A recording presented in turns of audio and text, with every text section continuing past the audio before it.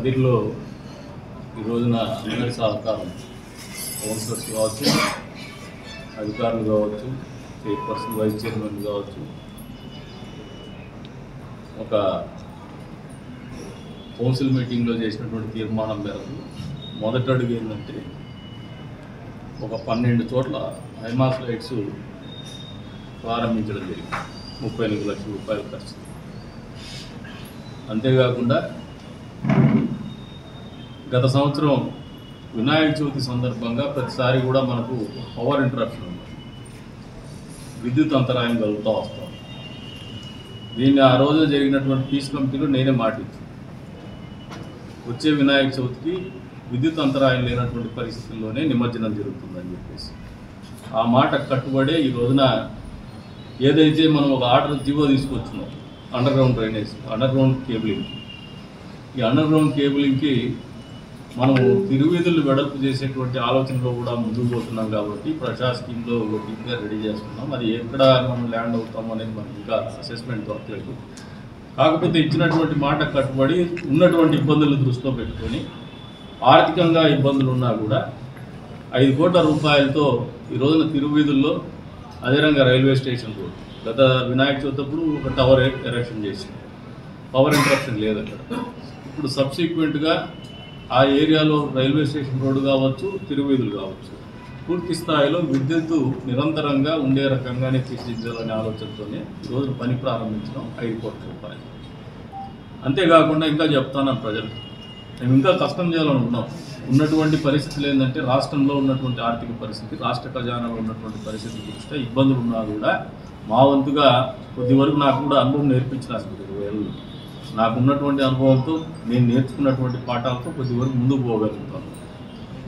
అంతేకాకుండా 7 సంవత్సరాలుగా గతంలో చంద్రబాబు నాయుడు గారు ముఖ్యమంత్రిగా ఉన్నప్పుడు శాంక్షన్ తీసుకొచ్చిన బైపాస్ అప్పట్లో కూడా ఇదే కూటమి ఉండింది, డబుల్ ఇంజన్ సర్కారే ఉండింది. అందులో భాగంగానే కేంద్ర ప్రభుత్వం కూడా సహకరించింది. 250 కోట్ల రూపాయలు మంజూరు చేస్తే 7 సంవత్సరాల కాలం పడుతుంది.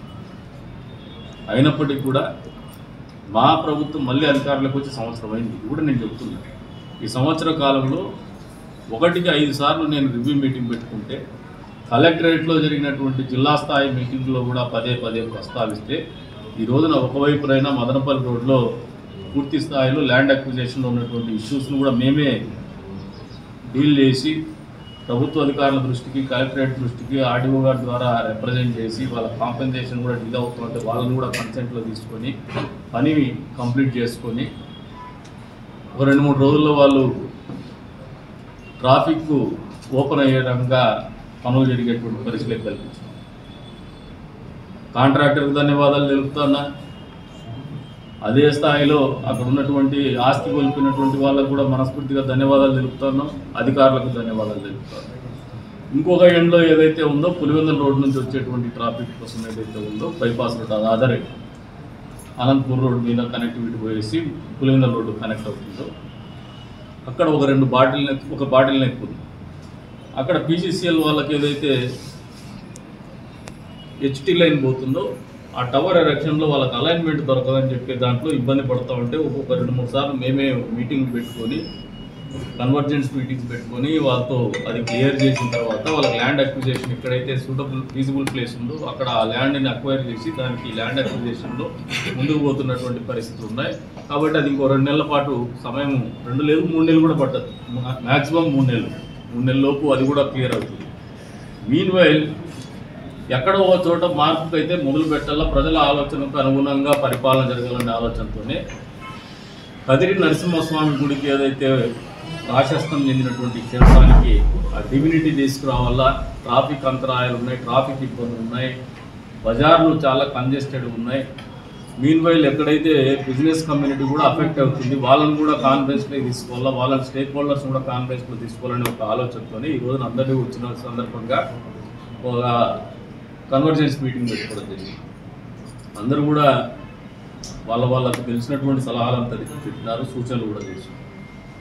వాళ్ళని కాన్ఫరెన్స్లో తీసుకోవడం ద్వారా కూడా మాకు ఒకటి లబ్ధి పొందేది ఏమంటే ప్రజల్లోకి కొద్ది వరకు ఒక పాజిటివ్ వైబ్స్ క్రియేట్ చేసేటువంటి విధంగా వాళ్ళ ఆలోచనలు కూడా ఇది మంచి చేసేటువంటి ఆలోచన తెలియజెప్పే ఒక ప్రక్రియ కిందే ఈ కార్యక్రమాన్ని నిర్వహిస్తాను.